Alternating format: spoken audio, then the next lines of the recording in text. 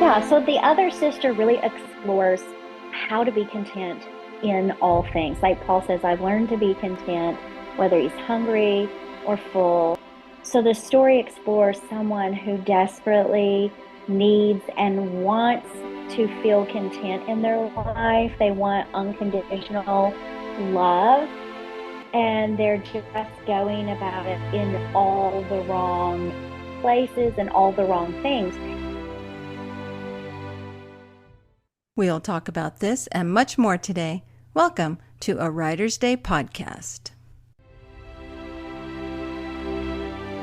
Hey everyone, welcome back to a Writer's Day podcast. My name is Ruth Douthit, and I'm an award-winning multi-published author of books for kids and adults in fiction and nonfiction. And I started this podcast for you, people who want to learn more about the writing craft and who want to listen to amazing, best-selling, award-winning authors like my guest today, because it's fascinating to hear where they get their ideas and what their writing process is. So welcome to a Writer's Day. And if you like what you hear, please leave a review. I'd love to know what you think. And also follow me and subscribe. I'm on Apple Podcasts and Amazon Music and Spotify and iHeartRadio, all the places where you listen to your podcasts. And head over to artbyruth.com today to sign up for my newsletter, because I give away a book every month. And I also inform you about my upcoming projects like Fatal Standoff releases June 24th. It's available for pre-order right now. And I will be having a book launch party and setting up my book launch team. So be sure you sign up over at artbyruth.com for my newsletter so you can be aware when I will need my ARC readers and my book launch team members. You'll win amazing, fun gifts if you join my team. So go over to artbyruth.com and sign up today for my newsletter. She is Publisher's Weekly best-selling author Jessica R. Patch, and she is known for her dry wit and signature twists. Whether she's penned a romantic suspense or a cold case thriller or one of these deeply dark psychological thrillers, I'm super excited to have her here today to talk about her new book, The Other Sister. It sounds amazing. So you know the drill. Grab your favorite beverage, a comfortable chair, kick back and relax as we listen to Jessica R. Patch talk about her new book. Hey everyone, I'm so excited to be talking with Jessica R. Patch again today. Welcome back to a Writer's Day, Jessica. Thanks so much. It's good to be back. Awesome. Well, catch us up as to what you've been up to since the last time we talked. Oh, goodness. Let's see. Oh, writing. So The Other Sister just released, and I finished up a love-inspired suspense that I turned in. And I just finished my 2026 thriller and turned that into my editor. And this week I've just been doing glamorous things like cleaning my house. That's wonderful. And so you're doing another book for next year, huh? Yeah, I just finished it up and sent it off to her. So she's going to read it in another week. So now I just bite nails and hope she loves it. Yeah. Do you find that writing these standalone books are vastly different than the love-inspired suspense books? Oh, 100%. All the way. Completely different than love-inspired suspense. Besides the fact that it's almost twice the word count, they're much grittier, complex novels, and they're a completely different genre. So that makes it a little different to write because it's not a standard romantic suspense. It's a psychological, domestic type, dark, twisty thriller. So completely, and there's no romance. So completely different, and first person. So a lot of it is different, but it's fun to switch them up and do something different. Okay. Does love-inspired suspense ask you or help you with ideas for upcoming books, or do they just rely solely on your ideas? No, they do not. Well, with love inspired suspense or trade? Well, with love-inspired suspense. No, love inspired suspense. You pretty much just send them in what you want to do, but they're really good about if you have a question or you say, "Hey, I'm kind of toying with this idea. Would that interest you, she's good about, and all the editors are good about saying, what they think about that, or yeah, pursue that. As far as the Love Inspired trade, like my SCU series and The Other Sister and the three I'm contracted for, I have talked with her about some of my ideas. Like I've kind of got this going on, and she's like, "Yeah, pursue that. That sounds good." But they don't usually brainstorm or tell you what they're looking for. They're still kind of like, "I know it when I see it," and so they don't really know till they see it. So I just come up with my own ideas and think, "Well, this sounds good. Hope you like it. Here it is." Okay, I was wondering about that, how all of you get your amazing ideas. Wow. Now, you've also got some personal stuff going on, like a grandbaby coming soon? Yes, I have a little grandson coming, my first, in mid-July. So I am working feverishly to finish all of my contracted work so that I can just concentrate on baby all through the summer and into the fall. So I'm very, very excited about it. Oh, how exciting. We're excited for you. Thank It'll be neat. you. A fun Christmas this year, huh? Oh my goodness, yes. I can't wait. I mean, he already has so much stuff. It's sickening. The first But one, you yes. only have one grandbaby, your first grandbaby one time. Of course, we'll probably do it with all the other grandbabies too, because it's just exciting and fun. But her shower's coming up this weekend, and so we're really looking forward to meeting the little bubs. Oh, how fun. Well, now let's talk about the other sister. Tell us about this Yeah. story and what inspired you to write this. The Other Sister is a dark, twisty thriller about twins who were separated at birth and didn't know until adulthood. And so the protagonist, Charlotte, reaches out to her sister, Aislinn, who's living a glamorous, charmed life in Savannah, Georgia. And they meet up, and some things go down. And Charlotte ends up assuming Aislinn's life. And when she gets there, she realizes that her sister wasn't honest with her about the charmed life. And no one is who they say they are. And there are some deeply dark, deadly secrets. And if she can't uncover those, then she's not going to be able to stay in this particular setting as being Aislinn. So, and she can't go back to Chicago. So she's in a rock and a hard place. And so she's Mm. trying to figure out what's going on and who can be trusted and who can't. And then there's a serial killer in the background, and murders are happening. So a lot is going on for Charlotte. Wow. What made you want to write about twins? Actually, I love Sarah Michelle Gellar is one of my favorite actors since Buffy the Vampire Slayer. Mhm. And she came out with a show in 2011 or 12, I can't remember, maybe 2011, called The Ringer on CW. And she played the part of twins. And one of them lived a glitzy life, and the other one, I think she was a stripper and a former drug addict. And I think it's been so long now. I think she saw, maybe she witnessed a crime in the club or a drug dealer or cartel or something. And she ended up, her sister, the glitzy one, died in a boating accident. I don't remember how it all played out, but she died in a boating accident. And so she assumed her life and realized her sister was anything but. And that was one season and it was fantastic. And then she got pregnant. I mean, in real life, Sarah Michelle Gellar got pregnant and, obviously wanted to be a mom. And so she didn't come back. And so they canceled that first, after the first season, they canceled it. And it was just such a bummer because it was such a great show. And I thought, you know what? I think I would like to write a Ringer story. That sounds really fun. And so that was kind of the inspiration behind writing The Other Sister. Wow, so it's kind of like a dead ringer. Is that where they got that title from, dead ringer? Do you know? Um, I probably, if you, I mean, that's kind of what a dead ringer is you look Yeah, exactly yeah. like. So maybe so. Because I Um, remember there was a movie years ago with Jeremy Irons, and it was called Dead Ringers, and I he didn't played see that. twins. Yeah, it's creepy too, I but like him though. yeah, he played twins, and so I always remember Ringer. I thought, I wonder if they got that title from Dead Ringer. Probably so. Probably so. But yeah, The Ringer was Yeah. such a great show. So I Oh actually yeah. wrote this book in 2012 as a romantic suspense, Mm. and we pitched it, and it was just a little darker than they wanted. So I got a lot of rejections, and so I just filed it away. And then when it was time to write a new proposal for three more books, they wanted three standalone stories.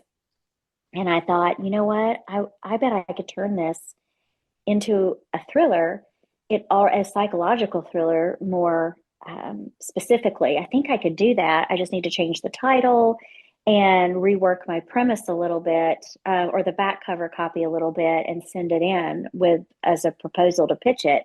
And so I did, and they took it. So they Mm. picked up the other sister with the Garden Girls. So it was the Garden Girls and the other sister. They contracted both of those books, and I thought, oh, I'll just have to revise this a little bit. Well, no, that did not work out, because it's not a romantic suspense.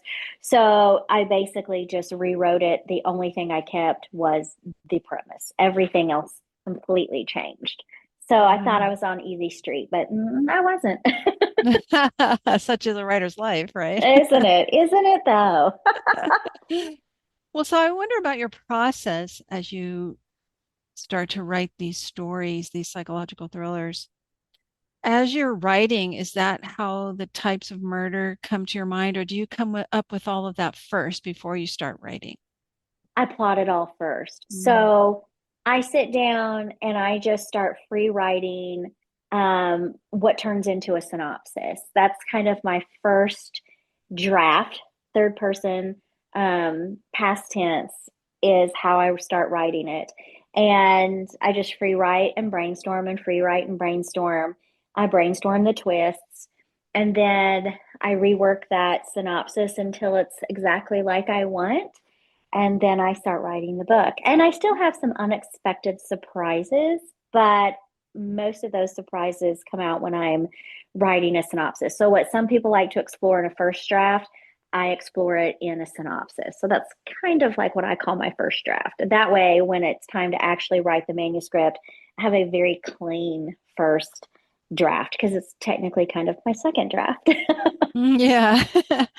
That's interesting you mentioned that. I've been doing that lately. I never used to. I used to just have a pretty bland kind of outline, to kind of Mm-hmm. inspire me when I get Yeah, stuck, I'd go back to the outline. But I'd say the last two books I've been doing a synopsis, and I find that that really is helpful. You're right, I because think as so. you're seeing it going from chapter to chapter or, scene to scene, I find that I can see it flowing better. Or if I want to do a plot twist, I know exactly where it will happen. If I need to go Mm-hmm. back, and add the villain or something. So I don't know. I always hated synopses, for years and years, but the last two book projects, I've done them first and find that it's a much better guide for me anyway. I know Yeah, other for me too. authors do things Most differently, people, but yeah, they do. And they don't typically, authors typically don't like synopses, but I always do it. I teach a workshop on how to write a synopsis because for me, it's a lot of fun exploring. And if I want to change a motive or change a person, I can delete a paragraph a lot easier than I can several chapters that then I have to fix all of that snowball that comes down all the chapters. So it's easier for me to rework it in a synopsis and write a really clean draft and still enjoy some unexpected surprises as well. So I think it's kind of the best of both worlds for me anyway. yeah, yeah.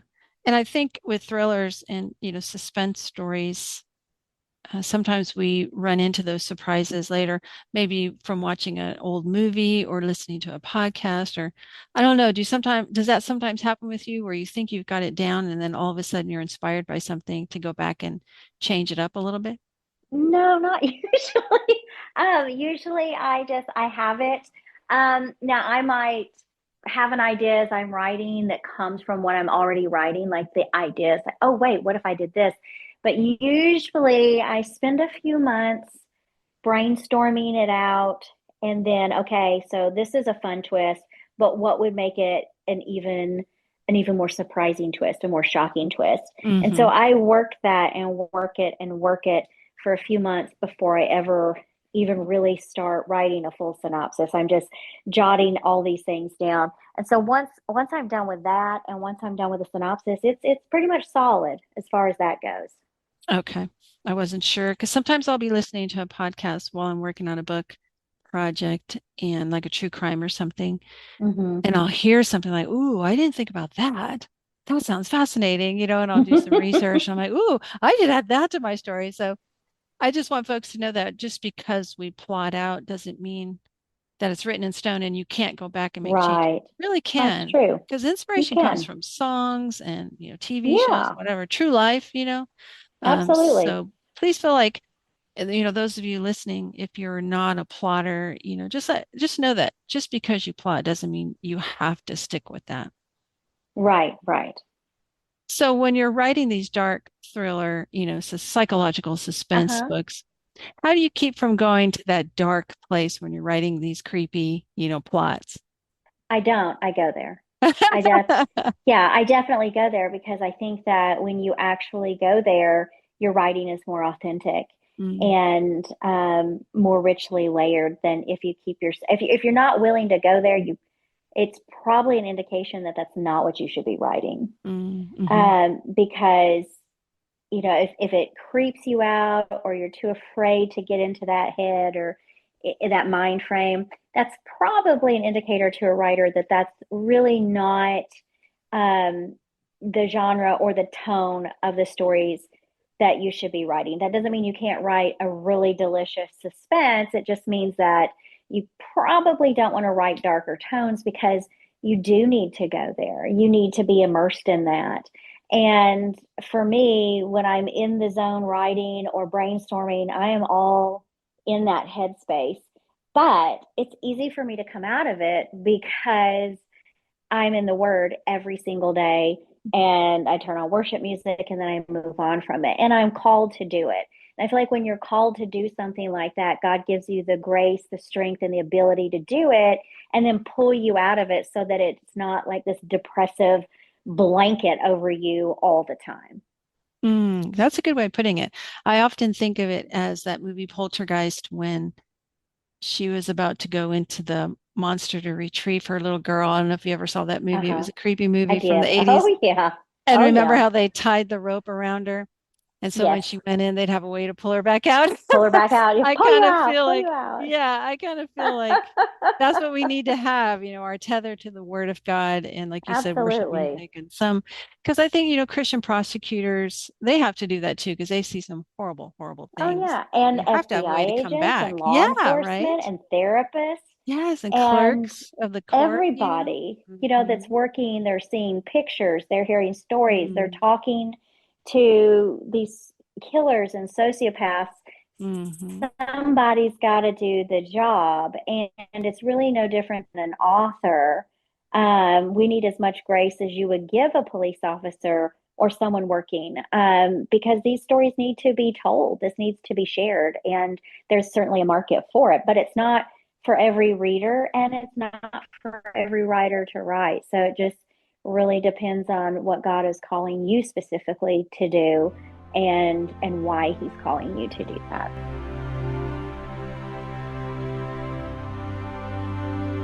Now, because you are a Christian author, what are some of the themes and takeaways you have in your story that you want readers to see?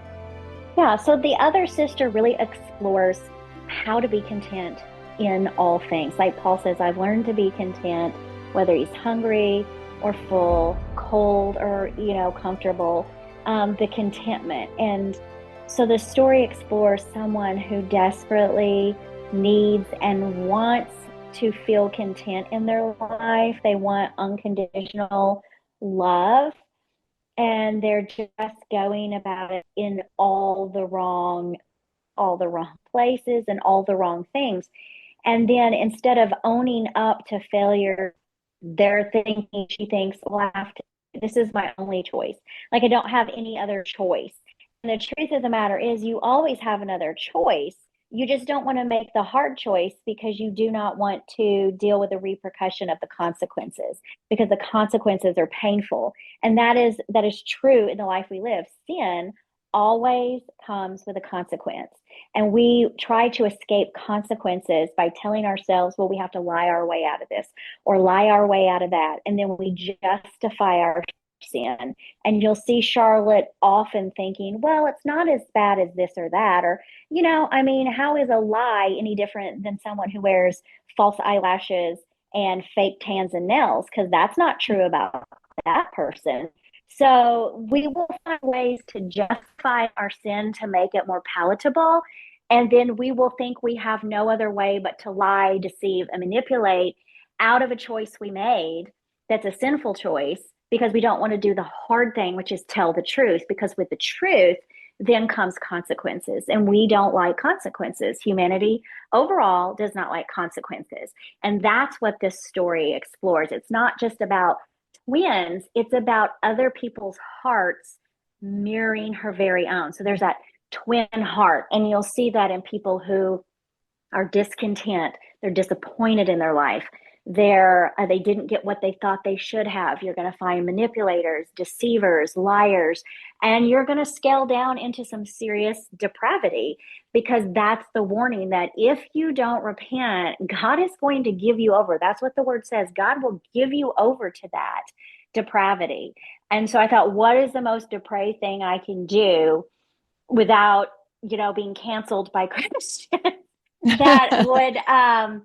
that would really mirror that. And it is very disturbing. There's been several reviews where like, I didn't like that aspect of the story. That was too much. And I'm like, good. I'm glad you didn't, because if sin doesn't disturb you, if depravity doesn't disturb you, then that's a problem, my Christian friend.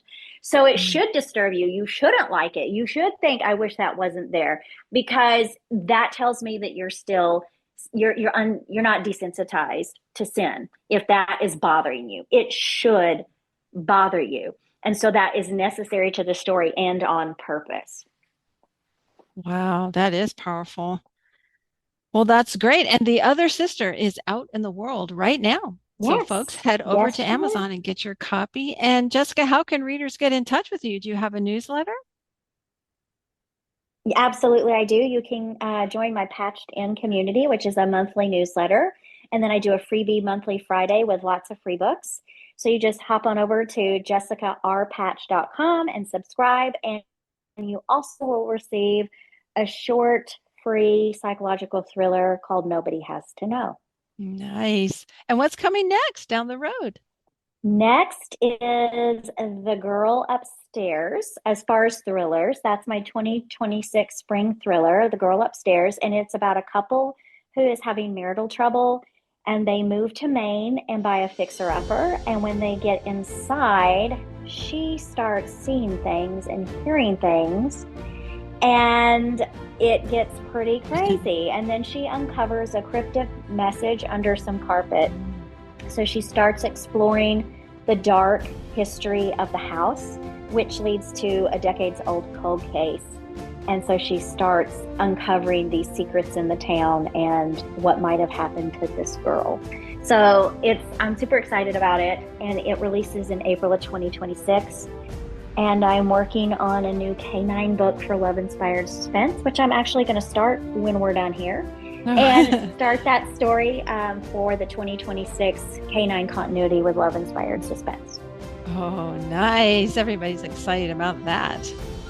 Well, Jessica, it sounds like you are super busy, so I appreciate you taking time to come and chat with us about this new story, The Other Sister, and your Thanks so much. Upcoming book. So thank you. I appreciate it. Thanks for having me again. That was so fun to talk with Jessica R. Patch about her new creepy, suspenseful thriller, The Other Sister. It sounds fascinating, and I can hardly wait to go read my book. I'm thinking about getting the audio book, actually, because they have some amazing people who read her stories. So I'm thinking about getting the audio book and listening to this on my nightly walks, or maybe my morning walks. It might be too scary to listen on my nightly walks. But I hope that you've been encouraged by Jessica, her writing process, and how she really trusts in the Lord to bring her back from that dark place when she's writing these spooky suspense thrillers. It can be difficult. I know I worked in the criminal courts and it was tough to see so much ugly and deal with so much ugly. But she's right. If you're in the Word every day, then you can come back from it. So, but it has to be a calling, that's for sure. And so pick up The Other Sister today and go and sign up for her newsletter so you can find out about her upcoming projects. And be encouraged to keep going on your writing journey, always writing something every day, doing what the Lord's called you to do, and you will be okay. And thanks for listening. Until next time, God bless.